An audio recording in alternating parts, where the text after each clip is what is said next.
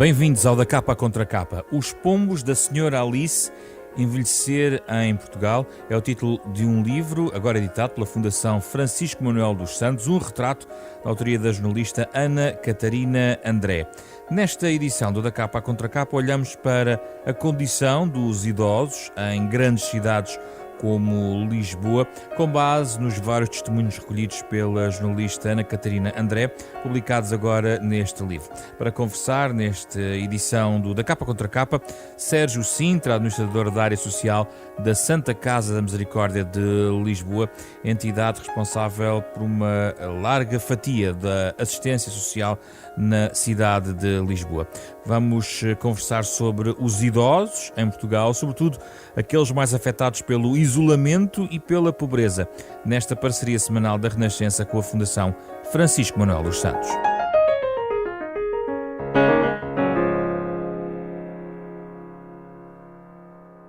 Bem-vindos, Sérgio Sintra, Ana Catarina André, obrigado pela vossa disponibilidade para este Da Capa à Contra Capa, gravado de forma virtual, através das novas tecnologias, ainda em tempo de pandemia. Este é um pretexto para falarmos dos idosos, sobretudo. Ana, é um conjunto de retratos à volta, sobretudo daquilo que se passa nas grandes cidades. Presumivelmente podemos centrar em Lisboa aquilo que trazes na tua obra. Centrei este trabalho, sobretudo, em Lisboa, nos idosos que vivem em Lisboa, em vários contextos, é verdade, seja em contexto mais caseiro, digamos assim, seja também em contextos mais institucionais, de lares ou de centros de dia. O que se pode encontrar nesta realidade tão diferente tem muitos traços de solidão e de isolamento, mesmo quando os nossos idosos estão nos lares, com tantas pessoas à volta, ou também nos centros de dia em que têm a oportunidade de conviver uns com os outros, mas que de facto estão também sozinhos. E foi interessante também perceber que este problema da solidão e do isolamento é de facto transversal e que exige urgentemente uma resposta mais coletiva e mais organizada para que os nossos pais e os nossos avós não tenhamos um fim de vida menos feliz ou menos tranquilo, como eu encontrei em algumas das histórias que retrato neste trabalho. Ana Catarina, a solidão e o isolamento nos teus retratos cruzam-se com pobreza. Pobreza é um traço que está em muitos destes relatos. É verdade, sim, muitos destes relatos estão associados à pobreza ou a situações financeiras e económicas muito precárias, considerando as reformas que estes idosos oferem. Ainda assim, eu não diria que, de todo, que a solidão, que o isolamento, que a falta de afeto ou a falta de sentido de pertença a uma família ou a um sítio tenha necessariamente a ver com a pobreza. Eu encontrei também algumas pessoas ao longo deste trabalho, algumas das quais não retratei no livro, de estratos sociais mais elevados ou com reformas um bocadinho mais confortáveis, mas que também apresentam estes traços de solidão nas suas vidas e nos seus cotidianos. E eu penso que muitas destas questões se prendem também a relações familiares que são um pouco estruturadas desde o início da vida, seja na relação com os filhos e com o resto da família mais alargada. Portanto, não parece que seja tão natural fazer essa ligação. Sérgio Sintra, com o conhecimento que tem da área de Lisboa, os retratos que Ana Catarina André tirou reproduzem fielmente a realidade dos idosos, por exemplo, na cidade de Lisboa, ou estamos a falar de uma franja em particular mais pobre e com mais necessidades de assistência? Olá a todos, antes de mais agradecer o convite e agradecer também à Ana Catarina com a leitura do livro dela, sem ela saber, eu tive a recordar e vivenciar outra vez o sítio onde passei a minha infância e onde cresci. E algumas das histórias que estão aqui retratadas do centro histórico identificam, obviamente, uma evolução e uma dinâmica que aconteceu na cidade nos últimos anos, em que a vertente turística e a procura da rentabilidade das propriedades fez com que alguns senhorios também tivessem outro tipo de opções. Felizmente que também temos histórias aqui no livro que a Ana coloca, em que se evidencia a responsabilidade social dos proprietários. Agora, no conjunto, em todos os sítios e em todos os bairros, muitas das vezes aquela pobreza que mais nos preocupa é aquela pobreza que não é sequer perceptível por ninguém. Seja no centro histórico da cidade, seja nas avenidas novas, na zona nova da construção da cidade, quando as pessoas têm vulnerabilidades e não têm consciência delas, nós temos que encontrar, enquanto Misericórdia e os outros parceiros da rede social, uma forma de encontrar, se calhar, aquele clique que faz com que a pessoa confie em alguém. Estes retratos que estão aqui no livro têm evidências de, em alguns casos, heróis no apoio, muitas das vezes mais do que o apoio, o único complemento de afeto que estes homens e estas mulheres, alguns com histórias muito vividas, quase todos com mais de 80 anos, têm para se manter numa cidade que é uma cidade absolutamente fantástica, mas que muitas das vezes, ou quase sempre, nós temos que perceber e respeitar a vontade das pessoas. Heróis porque vão além daquilo que está nas suas funções? Muitas das vezes a questão do heroísmo traduz-se não só naquilo que está para além das suas funções, mas porque conseguem colmatar a ausência dos laços afetivos, dos laços familiares. Isso é evidente no livro da Ana, é evidente em imensas histórias que nós conhecemos, porque a determinado momento nós todos não preparamos o momento em que somos nós a precisar da própria cidade. A Câmara Municipal de Lisboa e a Misericórdia lançaram há 2 anos atrás um programa e assinaram um acordo que é muito feliz no seu encontro e no seu nome, que é Lisboa, cidade de todas as idades. E esta perspectiva da cidade, que é a capital do país, ser uma cidade em todas as idades e todos aqueles que a vivem, habitam ou passeiam, têm um poder importantíssimo naquilo que pode ser a evolução de uma cidade que durante muitos anos acompanhou o dinamismo.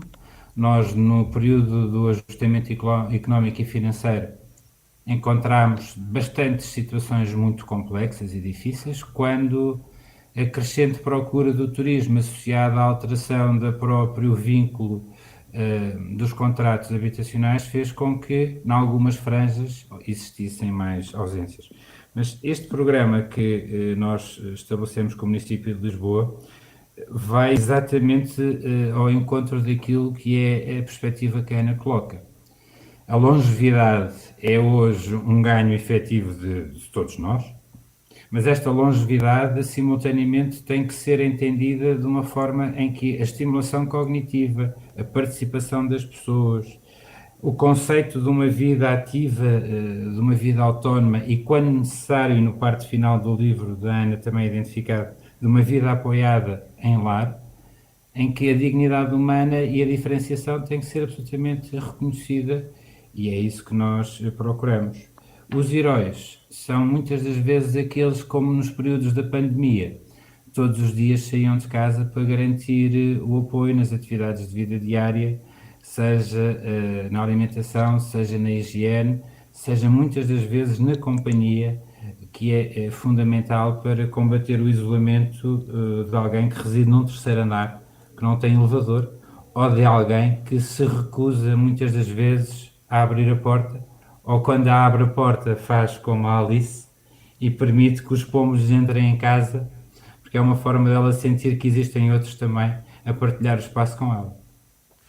Ana Catarina, muitas vezes as instituições nesta rede, que voltamos ciclicamente a falar neste programa, até por isso convidámos alguém da Santa Casa Misericórdia de Lisboa para estar aqui neste programa, mas a verdade é que muitas vezes estas redes surgem pela ausência total de estrutura familiar de apoio, e há no teu livro vários relatos que apontam para um autêntico abandono de familiares em relação a estes idosos. É uma situação que é vivida pelos idosos às vezes como um facto, um dado adquirido. Em alguns pode surgir uma tristeza, admito que em todos, noutros não se, enfim, em alguns não se expressa de uma forma tão direta, mas a verdade é que há um abandono, a situação de abandono, onde apenas a ligação às vezes é um cartão multibanco e sabe-se lá com que controle por parte do idoso. Sim, muitas vezes os idosos tendem a desculpar a falta de cuidado e de atenção dos familiares mais próximos. Muitas vezes entregam-lhes parte da reforma ou até de objetos que têm em casa de valor e tendem a desculpar essas ausências que muitas vezes são ausências prolongadas. Os idosos não se querem sentir um fardo.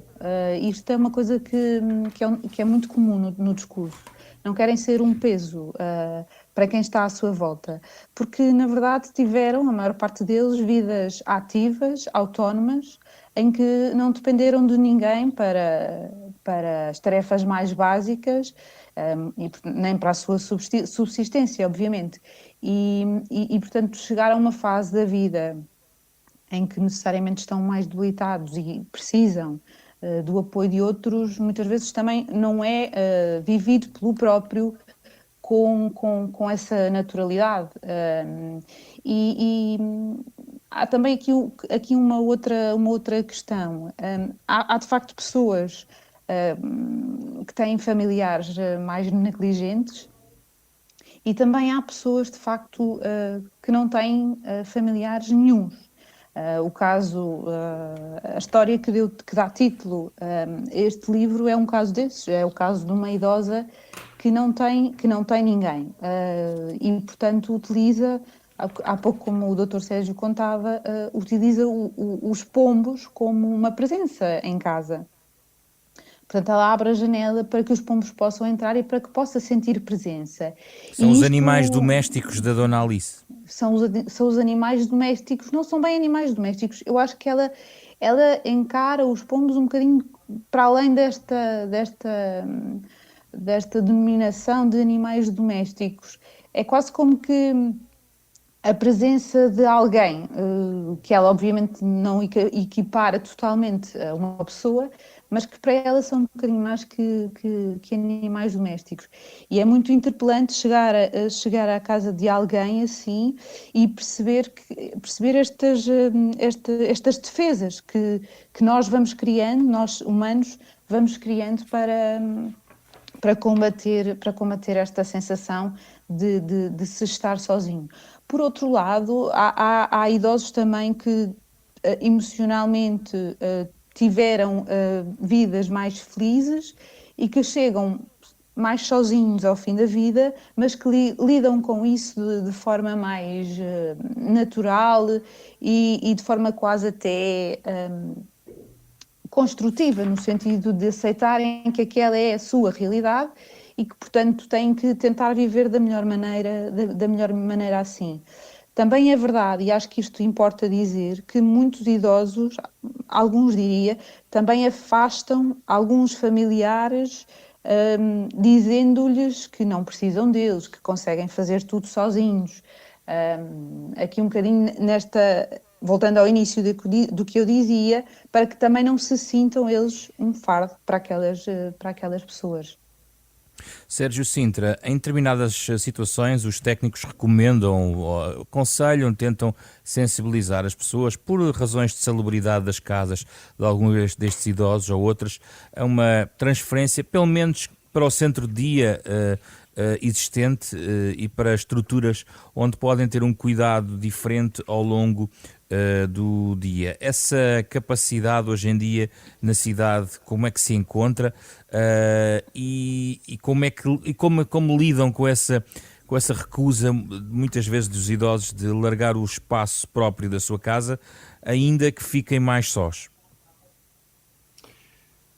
A recusa que os idosos têm, que é uma recusa que nós, primeiro de tudo, temos que respeitar.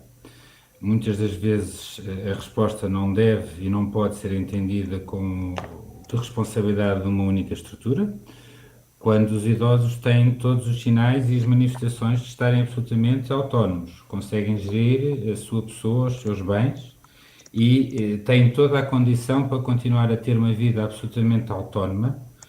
Às vezes não é a opinião do técnico que se sobrepõe. Deixe-me falar não enquanto técnico, mas enquanto familiar, de alguém que com 94 anos se opõe a ir para uma estrutura residencial para idosos, que é um lar, é a expressão que eles têm. E opõe-se porque entende que não necessita disso. E por muita que seja a evidência que nós temos a partir de determinado momento que já tem outros sinais de vulnerabilidade, e de entendermos também a nível da família que não conseguimos dar o apoio devido à distância, porque não reside sequer junto de nós, temos que encontrar muitas das vezes a oportunidade para resolver esse processo. Agora, há algo que eu acho que nenhum de nós, em consciência, o faz. Nenhum de nós se prepara para a velhice. Alguns têm uma preocupação de ter uma atividade profissional que lhes garanta um rendimento que lhes proporcione conforto, proporcione acesso a uma série de áreas que lhes dá prazer.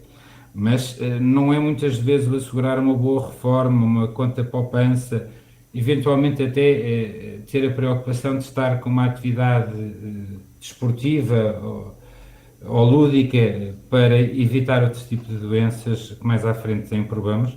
Esquecemos muitas das vezes de fazer aquilo que na realidade vai fazer a diferença quando tivermos uma idade mais avançada. E é algo que também está no livro da Ana. Há a obrigação de estabelecermos relações sólidas com a família, com os amigos e com a vizinhança. Eu aqui introduzi a vizinhança porque numa cidade como Lisboa, em que grande parte das pessoas que circulam às vezes não olha para as janelas e não percebe quem é que está por lá, daquelas janelas muitas das vezes a olhar-nos e a acenar, há uma obrigação que nós temos que ter enquanto vizinhos. A Misericórdia lançou o ano passado e conseguiu fazer a identificação de mais de 30 mil idosos que com 65 anos ou mais vivam ou sozinhos ou acompanhados de outro da mesma faixa etária. E fez, e deu a esse projeto o nome de Radar, numa perspectiva de responsabilidade comunitária. Não há, muitas das vezes, a capacidade de ter um familiar a viver junto de nós, por variedíssimas razões, a primeira das quais até pode ser, no caso do centro histórico, ou porque as casas têm um valor que nós entendemos enquanto nova geração que não temos condição para chegar, ou que não têm as áreas que nós hoje pretendemos para a nossa vida, para educar os nossos filhos. Mas esta situação da evidência de que as pessoas necessitam de apoio é algo que já está a ser construído ao nível da rede social. E a rede social de Lisboa tem no seu conjunto mais de 500 entidades, mas depois tem um eixo exclusivo para a intervenção da longevidade, e nesta intervenção da longevidade é entendida e vista as necessidades das pessoas, não numa esfera individual, mas numa esfera coletiva e de todo o conjunto. Nós temos que combater o isolamento de alguém que está num segundo, num terceiro andar, mas que não consegue sair à rua, e às vezes o não conseguir sair à rua é porque está com dificuldades na sua mobilidade. Essa mobilidade na cidade de Lisboa, de algum modo, tem estado a ser protegida. Começaram-se a construir aqueles corredores onde grande parte das pessoas hoje procura andar, para evitar a fantástica calçada portuguesa, mas que a calçada portuguesa tem reflexos fundamentais e muito importantes quando nós temos algum tipo de vulnerabilidade, mas simultaneamente nós temos que preparar também a casa das pessoas para as pequenas mudanças. Uma coisa que muitos de nós mais novos podem não ter a noção e achamos que é absolutamente fácil. Eu ter uma banheira em casa pode ser um obstáculo para o meu pai ou o meu avô poderem fazer a sua higiene de forma autónoma, porque não conseguem içar a perna para entrar dentro da banheira. Há adaptações que nós temos que fazer dentro do nosso espaço de segurança e de conforto que também possibilite e melhore a nossa vivência. ao longo do livro que a Ana coloca, nós temos uma experiência que é das mais fascinantes em que eu tive intervenção, que tem a ver com o conceito das residências séniores. E esse conceito é, a determinado momento, a observação exata daquilo que acontece num território, em que uma associação que colabora connosco na área da freguesia de Arroz, centro paroquial, conseguiu criar um projeto absolutamente fora de série, em que, em vez das pessoas residirem sozinhas ou residirem em partes de casa, muitas das vezes sem condições, se fizeram hoje e até hoje já 9 residências séniores, em que é possível esta vivência e o respeitar o espaço de cada um. Ana Catarina, gostava de te ouvir sobre esta questão da vizinhança e a seguir introduzir outra questão um pouco mais económica, que tem a ver com o arrendamento. Aliás, há um exemplo aqui no livro de alguém que exatamente diz não ter culpa da renda que pagava, de facto era pouca, mas era o que tinha e não pode pagar. Isto tem a ver com um contexto que Sérgio Sintra já ali levantou há pouco, tem a ver com alguma pressão que entretanto, depois de uma crise financeira, surgiu uma pressão turística forte em relação aos centros. Eu gostava de ouvir, em primeiro lugar, em relação aos vizinhos e depois no contexto do arrendamento. Em relação aos vizinhos, eu posso dizer que muitos destes idosos que vivem ainda no centro histórico, alguns também em zonas mais afastadas do centro, muitos perderam relação com a vizinhança, ou porque... E no caso de uma história específica que me estou a lembrar, a filha decidiu que eles teriam de ir viver num apartamento na mesma rua e, portanto, houve um desenraizamento total daquele casal que vivia num bairro onde eles conheciam toda a gente e de repente passam para um bairro mais nobre da cidade, é verdade, com melhores condições, mas de repente tudo é estranho. No centro histórico da cidade, e quando falo em centro histórico, falo sobretudo dos bairros de Alfama, da Graça, onde até há pouco tempo havia muitos turistas, houve um esvaziamento, como nós sabemos, da população que viveu ali durante décadas e, portanto, essas pessoas que permanecem perderam muitas dessas mesmas referências hoje ainda uma destas idosas me dizia, hoje ligou-me o meu vizinho da frente, moram os dois no mesmo largo, mas já só são os dois que vivem naquele bairro. Portanto, as outras pessoas eles já não conhecem e agora neste momento, com esta situação de pandemia, as casas eram sobretudo utilizadas para arrendamento local e, portanto, estão alojamento local e estão neste momento vazias. Como é que descreves a pressão sobre os idosos nestas zonas, tendo em conta o boom turístico? Pelo menos vamos nos situar até à entrada à pandemia e já vamos falar da pandemia. Certo. No caso, esta pressão imobiliária que estes idosos foram sofrendo tem efeitos na própria saúde mental, mas também na própria saúde física. E digo isto de uma história muito concreta de uma idosa que de repente dizia isso mesmo que dizias há pouco, Sr. Pedro, que ela diz que não tem culpa de ter nascido naquela casa, não tem culpa de que a família ocupa aquela casa há mais de 200 anos, pagava pouco mais de 17 euros de renda e de um dia para o outro, com uma reforma de 400, o proprietário da casa pediu-lhe que começasse a pagar cerca de 700 euros por mês. Obviamente que do ponto de vista emocional, esta idosa tinha perdido há pouco a irmã com quem vivia, já tinha mais de 80 anos, do ponto de vista emocional foi muito difícil gerir esta situação e ter ferramentas, e felizmente existem associações na cidade que têm apoiado os inquilinos e essa foi uma solução que ela utilizou para permanecer no sítio onde nasceu e onde sempre viveu. Mas ainda hoje, quando fala sobre isto, tem medo, tem receio de que um dia alguma coisa possa alterar esta situação e que de repente tenha de sair da casa onde sempre viveu. E eu julgo que tem a ver, eu acho que à medida que envelhecemos, esta noção de conforto, do espaço que eu domino, do espaço onde eu me sinto mais integrada e mais feliz, é muito importante para uma sensação geral de felicidade. E eu acho que é por isso que os idosos têm tanta resistência a sair destes sítios. Ana Catarina, e o que é que aconteceu a estes idosos com a pandemia? Tens informação? Eu tenho informação de alguns deles. Alguns deles apresentam, sobretudo as senhoras, não sei bem porquê, alguns traços de depressão, diria, não sei se depressão propriamente, mas de muita tristeza. Afirmações como: eu antes ainda ia à rua e via as pessoas na rua, pelo menos ficava entretida com isso, agora já nem isso. Agora não posso ir ao café, por exemplo, que é uma coisa que para pessoas em idade ativa pode parecer muito banal, mas que na vida de um idoso, e posso também usar um exemplo familiar para isso, na vida de um idoso, uma ida ao café é um momento muito importante do dia, é um momento de encontrar os outros, de se sentir parte de alguma coisa. E de repente tudo isto acaba com a agravante de que os idosos são uma população de risco e, portanto, as recomendações para que fiquem mais em casa, para que se resguardem e para que não tenham contacto com outras pessoas são maiores.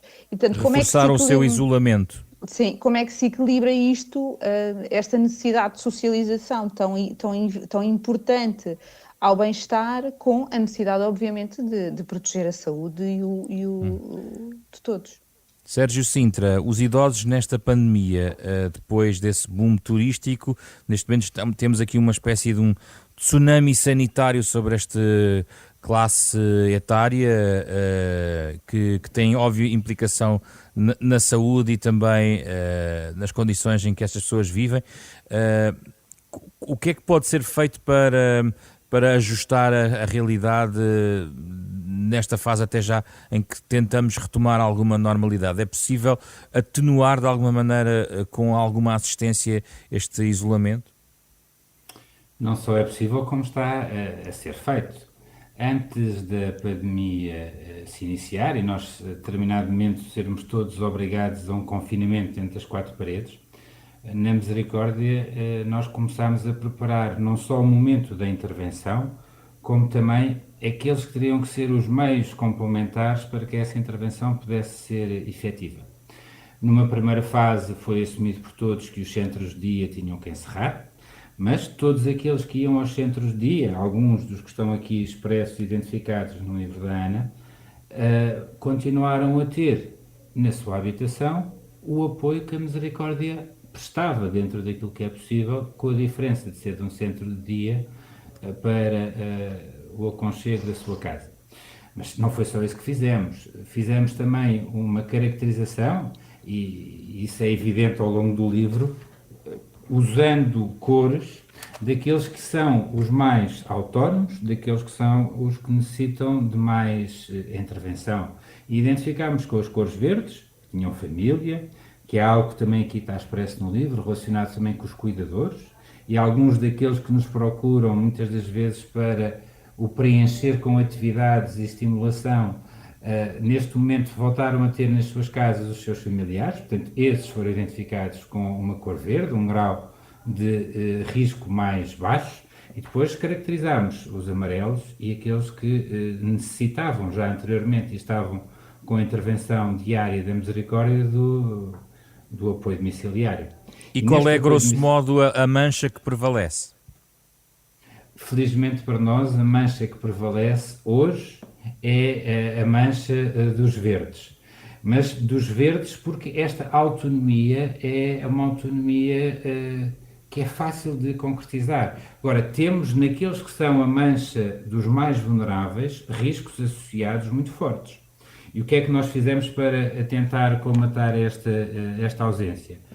Implementámos e reforçámos o apoio especializado da área da enfermagem para que as pessoas que estavam em casa e que necessitavam de ter os seus tratamentos, que necessitavam de fazer os seus pesos, a sua estimulação, através de um profissional da Misericórdia de Lisboa, continuassem a ter no seu domicílio. Mas fizemos algo ainda muito mais importante do nosso ponto de vista.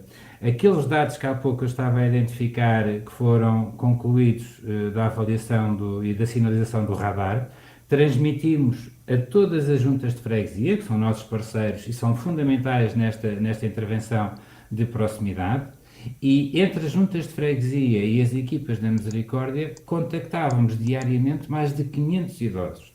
E desses contactos resultavam muitas das vezes sinalizações que nós encaminhávamos para equipas de profissionais da Misericórdia que são psicólogos e que faziam um acompanhamento naqueles que davam sinais de mais fragilidade.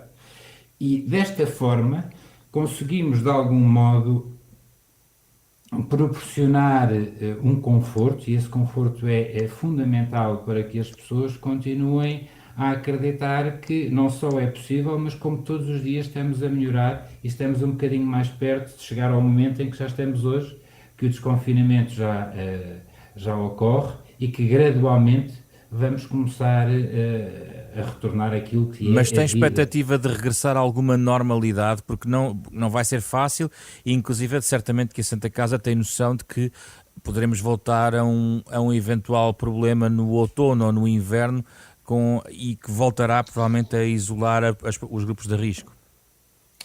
Isso é uma forte possibilidade e hoje a área médica e a área científica identifica que isso pode ocorrer. Mas não é por isso ocorrer que nós temos que ficar moldados pelo medo. Numa primeira fase, nós estávamos a lidar com um inimigo que era desconhecido e invisível, a que chamámos todos Covid.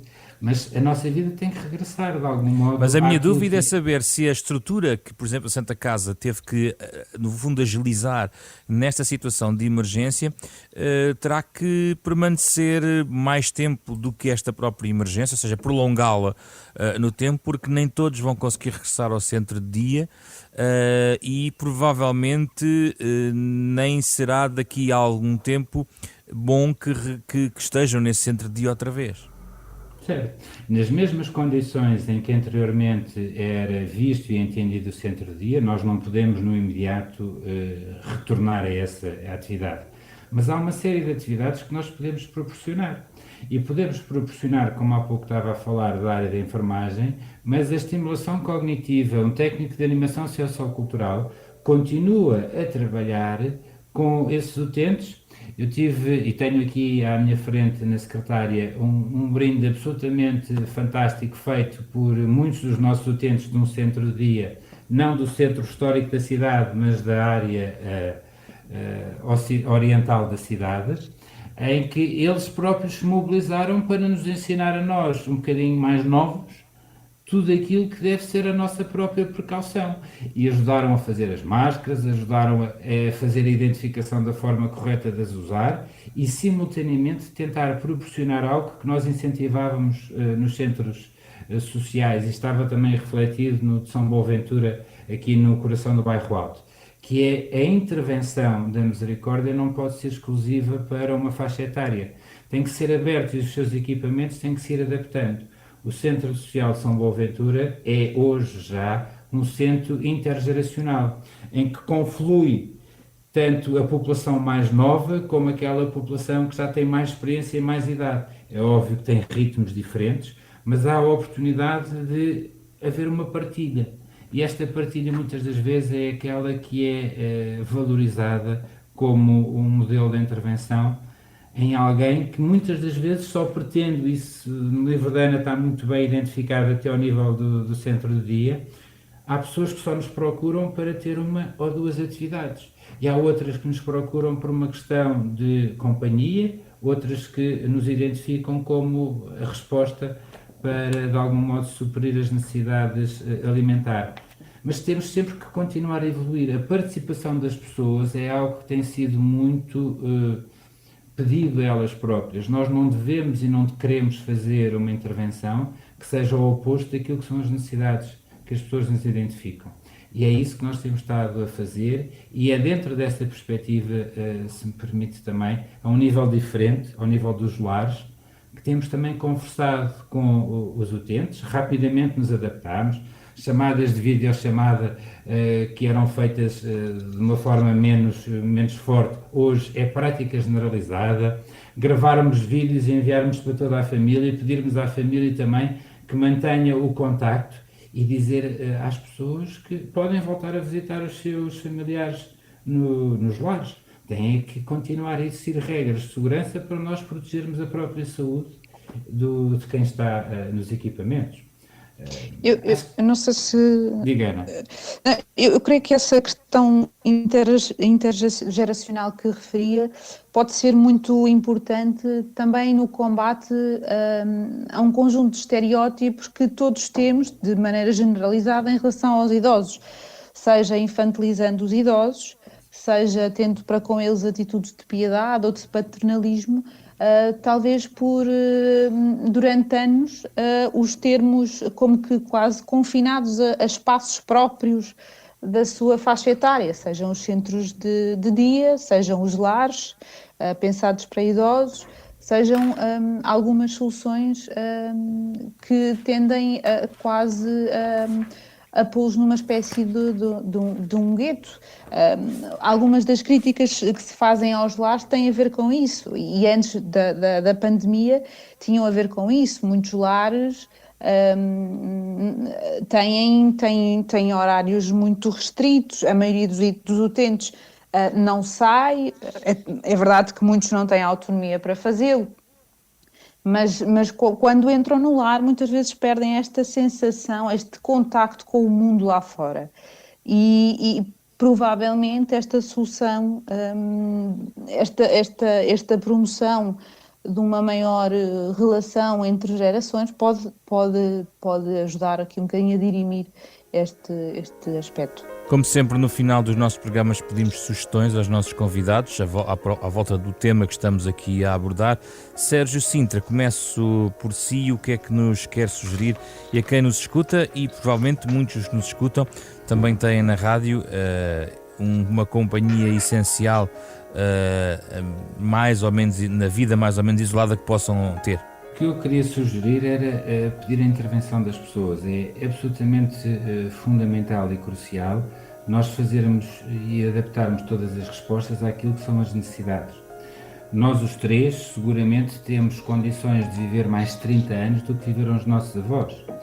O que, em alguns casos, nós temos que perceber e até desde já fazer tudo para combater estes preconceitos e esta situação do idadismo, mas que as pessoas nos visitem. Os equipamentos da Misericórdia são equipamentos de portas abertas. A nossa própria intervenção é uma intervenção que, ao longo dos anos, sempre se adaptou e tentamos e fomentamos, continua na dianteira daquilo que são as melhores práticas. Às vezes é o desconhecimento que faz com que estes estereótipos ocorram. Quando as pessoas andam demasiado centradas na sua vida, acham que só a bolha que está à volta e à frente de um palmo do seu nariz é que é importante, mas não é. A vida e uma vida em sociedade dentro de uma estrutura de intervenção holística obriga a que todos façam a valorização do espaço onde residam, mas que acima de tudo façam também a projeção da forma como desejam ser tratados e como obrigam e exigem que os seus familiares sejam cuidados todos os dias quando estão numa resposta específica para idosos. Visitem-nos, por favor, e auxiliem-nos também a melhorar, porque é esse um dos desígnios que nós temos que ter todos os dias na Misericórdia de Lisboa. Ana Catarina? Pegando aqui um bocadinho nas palavras do Dr. Sérgio, diria de facto que é fundamental que cada um tenha consciência daquilo que pode fazer, seja adolescente, jovem adulto, daquilo que pode fazer no seu bairro e no seu contexto de valorização dos mais velhos, sejam familiares ou não, daqueles que estão próximos, e portanto isto é uma dica, mais do que uma dica, julgo que este livro, se servir para alguma coisa, espero que sirva para isso, para alertar as pessoas para esta necessidade. E depois, para terminar, deixo aqui uma sugestão mais cultural, que também pode ajudar um bocadinho a entreter em casa, que é um filme que já tem mais de 10 anos, mas que contraria precisamente este estereótipo do idoso, e que é um filme de animação que provavelmente todos já viram, mas se já viram, vejam de novo, que é o Apartamento, que é um filme que tem como herói um idoso, que é um aventureiro e que é olhado e que é caracterizado no filme como alguém que constrói o mundo e que tem aqui um papel e uma palavra a dizer. E se nós pudéssemos olhar para os nossos idosos desta maneira, julgo que seria muito útil. É de animação, é verdade, mas por trás disto tudo tem uma mensagem, eu diria, forte. Muito bem, muito obrigado pelas vossas sugestões, agradeço a vossa disponibilidade neste Da Capa à Contracapa, onde conversámos sobre os idosos, sobretudo na cidade de Lisboa, a propósito dos Pomos da Senhora Alice, esse livro da Ana Catarina André, editado pela Fundação Francisco Manuel dos Santos, parceira do Da Capa à Contracapa, todas as semanas aqui na Renascença. Pode ouvir de novo este programa em podcast, na sua versão integral e em rr.sap.pt, programa com o genérico original de Mário Laginha. Fizeram este programa Carlos Schmidt, André Peralta, Ana Marta Domingos e José Pedro Frazão. Regressamos na próxima semana com outro tema.